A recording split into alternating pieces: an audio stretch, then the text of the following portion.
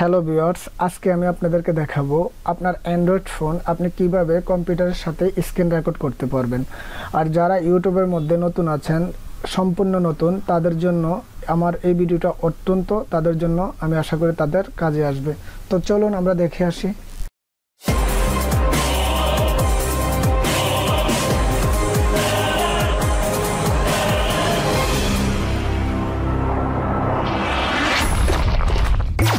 আসসালামু আলাইকুম ওয়া রাহমাতুল্লাহি ওয়া বারাকাতুহু। হ্যালো ভিউয়ার্স, ফারুক বলছি। ফারুক 280 এর পক্ষ থেকে আপনাদের সবাইকে প্রীতি ও শুভেচ্ছা জানিয়ে শুরু করছি আজকে আমার এই টিউটোরিয়াল। তো ভিউয়ার্স, আজকে আমি আপনাদেরকে দেখাবো আপনারা কিভাবে অ্যান্ড্রয়েড ফোনকে পিসির সাথে আপনি কানেক্ট করার পর আপনি ইউজ করতে পারেন বা স্ক্রিন রেকর্ড করতে পারেন।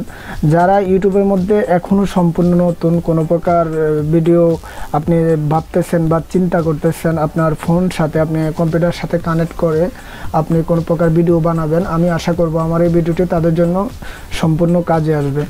তো ভিউয়ার্স, আমরা যদি কোনো প্রকার কম্পিউটারের সাথে আমাদের ফোনকে আমরা কানেক্ট করতে হয়, তাহলে আমাদের একটি সফটওয়্যার ডাউনলোড করতে হবে।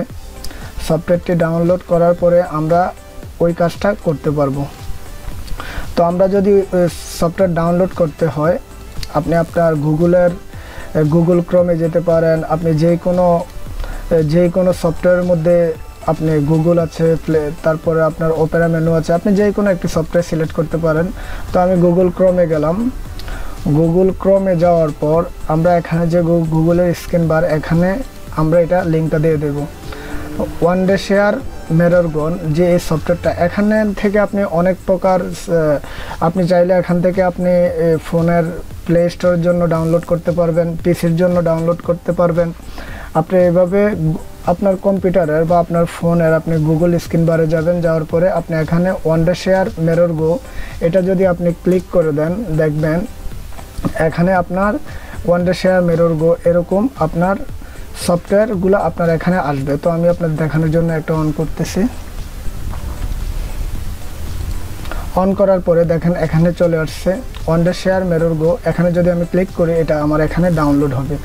তো আমি এটা ক্লিক করতেছি না, কেননা আমার এটা অলরেডি আমি আগের থেকে ইনস্টল করে রেখেছি, তার কারণে আর আমি এটাকে অন করতেছি না।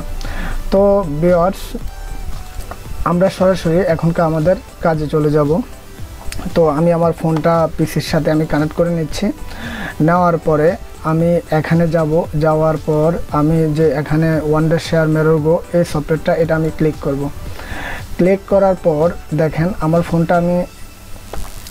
ফোনটা আমি কানেক্ট করতেছি। আমার এটা লাগানো আছে, আমি এটা রিমুভ করলাম। এখনকার আমি এটাকে আবার কানেক্ট করতেছি। দেখেন আমার যে ফোনের মডেল নাম্বার যে 7 প্রাইম, আমার এটা কানেক্টিং হচ্ছে। এটা আপনার ফোনেও এই সফটওয়্যারটা সেট আপ থাকা লাগবে। আপনার কম্পিউটারে আপনি এটা সেট আপ করে নেবেন, তাহলে আপনি এটাকে কানেক্ট করতে পারবেন। তারপরে আমি এটাকে এগ্রি করে দিচ্ছি। দেওয়ার পর দেখেন আমার যে সফটওয়্যারটা, এটা এখনকার আমার পিসির সাথে সম্পূর্ণ কানেক্ট হয়ে গিয়েছে, কেননা আমি এই সফটওয়্যারটা আমার ফোনের মধ্যে ইনস্টল করেছি। তারপর এটা আমি আমার পিসির মধ্যে ইনস্টল করেছি। কিন্তু বেসিকলি এটা এরকম ডাইরেক্টলি আমাদের ফোনের সাথে যদি আমরা কানেক্ট করি, এরকম আসবে না। তার জন্য আমরা আমাদের ফোনের সেটিংয়ে যাব।